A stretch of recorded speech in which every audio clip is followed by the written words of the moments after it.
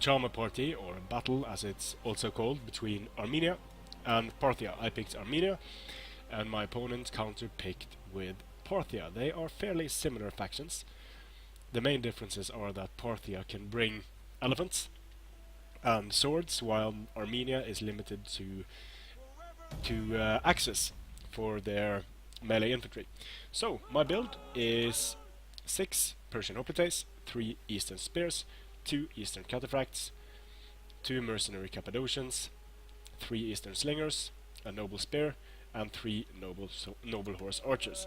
Now, bringing regular horse archers against Parthia, didn't really see the point in that, since they will likely cancel each other out, and it will be hard to use them to good effect against Parthia, that also has good horse archers. These guys can at least take some fire with their very good armor of 90, and they can also kill skirmishers in melee when they are out of ammunition. So I'm tempted to call these guys hybrid skirmishers as well, just because they can deliver a good charge and stay in melee for a while after they have spent their arrows, which makes them very useful. My opponent's army is becoming visible over here. This is a very good map for using both Armenia and Parthia. No cover and a lot of open terrain. He has a noble horse archer general, 3 Eastern slingers. He has 4 hillmen, 2 Eastern spears on the flanks, a Persian hoplite unit, and he has actually went for 2 royal cataphracts, 1 Eastern cataphract, 2 noble blood. So that's it. Very light on the skirmishing, and I'm not quite sure what he thought he'd counter with this build, because I don't see it as particularly strong against. Maybe it would be strong against an axe rush, just maybe, but very few skirmishers and no really good melee infantry. 3 cataphracts can be useful, but I'm not sure about bringing that against Armenia. So I'm fairly confident that this build is going to be effective here. I just have to keep my noble horse away from his Eastern slingers, and I have both the terrain advantage and the advantage of having more mobile skirmishing. So in that regard, I'm just going to stand here on the hill and watch my opponent for a bit, and go around for some trolling with my noble horse archers. Now, a prime target is of course these noble horse archers of my enemy, but I'm also hoping that he's going to peel off some cavalry in order to enable me to get some shots in, and this is exactly what I'm going to do here. Get some shots in on his noble blood cavalry. Not going to do a whole lot of damage, but it is at least going to take down their hit points, and it might provoke a reaction from my opponent. So getting some shots in, doing some damage, and he's going to decide that he isn't just going to stand here and take it, so I'm going to pull away.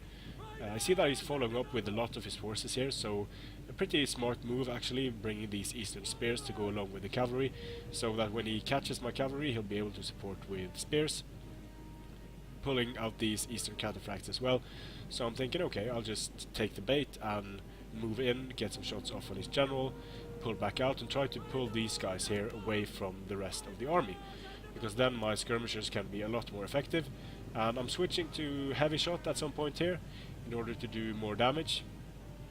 Not really taking a lot of casualties from the normal arrows of my opponent. Moving up these mercenary Cappadocians and these Eastern cataphracts to support, and I'm going to try to use these guys to stop both of these 2 units, and they'll be able to deal with them fairly effectively in melee. They are better than noble blood by a small margin. And I haven't switched to heavy shot, so I probably made a slight mistake there, because I should have had heavy shot on now. These guys are coming in for a beautiful flanking charge on these noble cavalry, and they're actually going to be able to stop both of the units, which is very important at this point. So seeing that 2 of his units are engaged, my opponent is going to commit with his general and send these guys further away from the rest of his army, and this is where it's going to start to unravel for my opponent. The mercenary Cappadocians are getting some kills, but the main thing is that I'm able to kill a lot of these guys with my noble horse archers. And these guys, the Eastern cataphracts, potentially a problem, but I'm going to pull away my own cataphracts, send in the Eastern spears, and hopefully I'll be able to turn around and catch them. And now I'm going for the charge here. My opponent does not have charge orders on my cataphract, so I'm going to get the better of this engagement. Now my opponent is sending in all his guys, and I anticipated this. He's going to try to punch through my center to get at my skirmishers. Over here, the mercenary Cappadocians were able to inflict a lot of casualties, but these guys survived, not able to pull through here. But this is the main thing. I'm putting these guys in a square formation, and no cavalry is going to be able to break through here. They're going to get stopped on these dense hoplite formations, which is going to enable my cavalry to swing around and hold a lot of his guys there. Pulling my noble horse up here to support this fight. I'm not too worried about this fight here because I have him surrounded. I can finish off these guys. I just don't want them to be able to fire to get into my slingers. So he is able to support this fight here, but due to the angle, I suspect he's hitting a lot of his own men. We'll have to see at the result screen. Now he is sending his cataphracts in at a bit of a weird angle here. So I'm able to actually surround him with Persian hoplites, and I'm holding with a lot of units, sending in my noble spear general to take care of the cataphracts. Now his most dangerous units are engaged. He isn't going to be able to pull them out without taking quite a few casualties. And in this fight, I'm rear charging the eastern spears. They are going down very quickly. The eastern cataphracts are also dying. More eastern spears here. So overall, this is looking very good. I'm going to pull this unit around to try to get at his skirmishers. Go for a flanking charge with these guys. Not the best angle here. So I'm redirecting them into these Persian hoplites to try to destroy them as quickly as possible. They are not braced, so they are going to take a lot of casualties from this. Here, continuing to surround with more Persian hoplites. They are a pretty great unit due to their square formation. As you witnessed here, they are able to stop cavalry charges fairly effectively, and they had a terrain advantage, so it might have not been as decisive on flat ground. Sent in the rest of my mercenary Cappadocians against his noble horse archers, mainly to be able to fire heavy shot into his general, but these guys are going to be able to take a lot of damage, but having heavy shot on is going to decimate them a lot quicker than if they I was using standard ammunition. So they're not really dying super fast here, but fast enough. Managed to get into his skirmishers with my mercenary Cappadocians. Some devastating rear charges here coming in from the eastern cataphracts.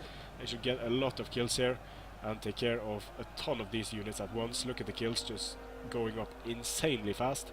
Using cataphracts like this is just getting 5 units to rout at once. Pretty devastating, so my opponent shouldn't have thought that he could punch through these Persian hoplites. I've done the same mistake myself against both Armenia and Parthia. In square formation, these guys have a good melee defense, they have 50 base morale and 75 armor, so they're going to be able to hold, especially when the general is nearby and able to bolster their morale. So these guys, after getting monster kills on that charge, are going to pull out and do another rear charge over here, while my eastern cataphracts are pulling out and taking care of the last of these noble horse archers. They're going to die quickly to a cataphract charge. At this point, there's not much my opponent can do, so instead of conceding defeat, he actually dropped, but I got the victory since I was ahead, so there you go. And this was a quite interesting matchup, I think, because Parthia and Armenia are so similar in many ways, but the main difference here was that I went for more horse skirmishers, and my opponent separated his forces, which proved to be pretty disastrous. But still, I don't see this infantry being able to punch through the Persian hoplites in time before getting rear charged.